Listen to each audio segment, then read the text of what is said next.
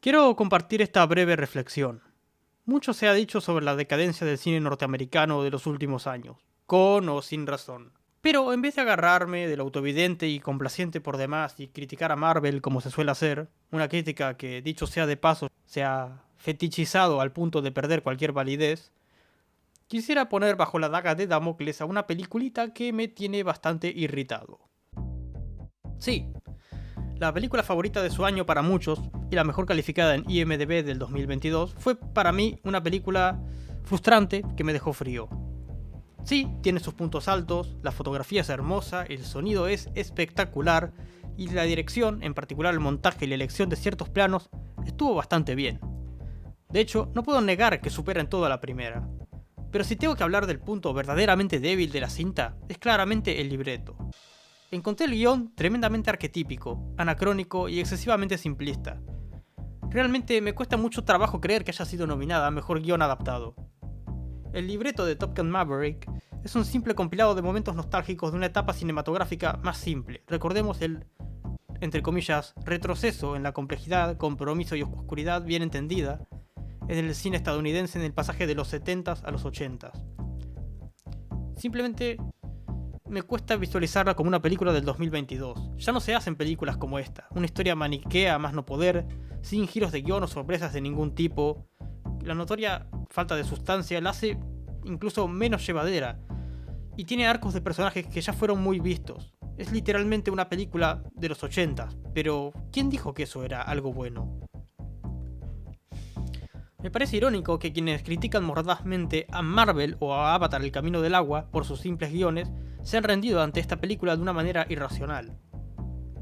También tengo que hablar, y esto es un apartado aparte, de mis problemas con la película que no son la película en sí.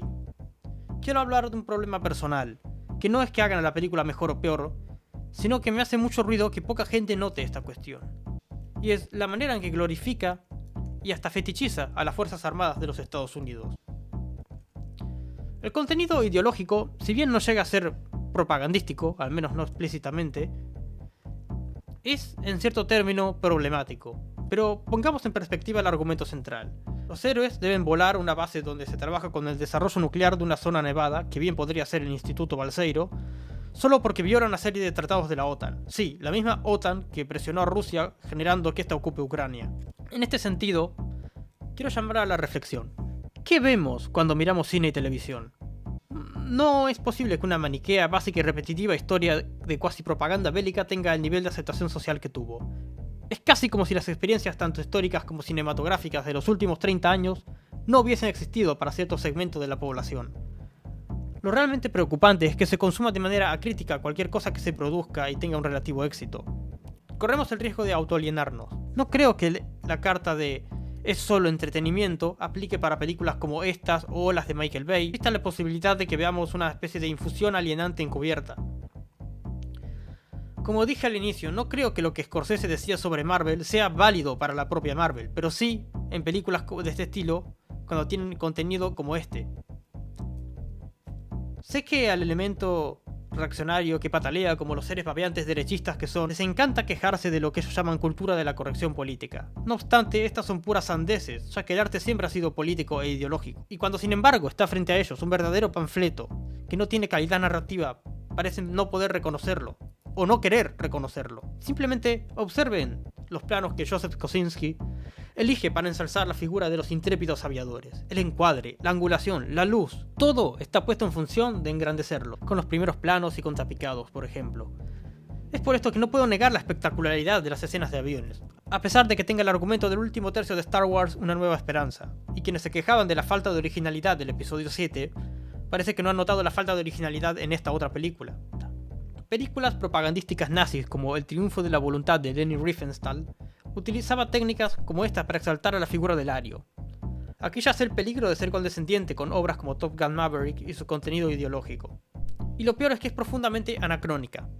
La primera Top Gun tenía razón de ser en el marco de la Guerra Fría, y los creadores de la secuela parecen ser conscientes de esto, evidenciado en que el enemigo jamás es mencionado, nunca sabemos a qué país se refieren.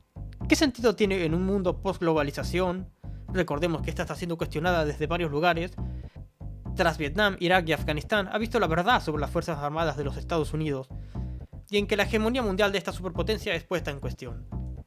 ¿Es posible separar a la obra de su contenido ideológico? Es difícil. Caso personal, yo por ejemplo no tengo problema en disfrutar a Los Increíbles de Pixar, a pesar de ser una obra de corte objetivista randiano.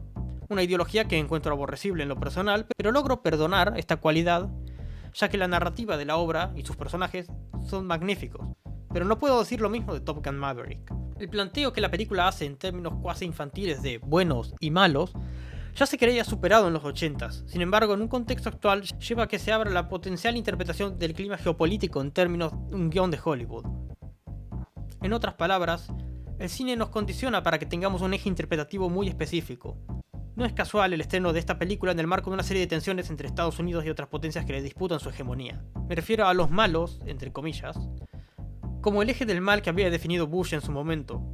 La nostalgia que la película representa por los 80 no es solo por esa era en términos cinematográficos, sino en términos históricos. La era de Ronald Reagan es vista como los viejos buenos días, the good old days.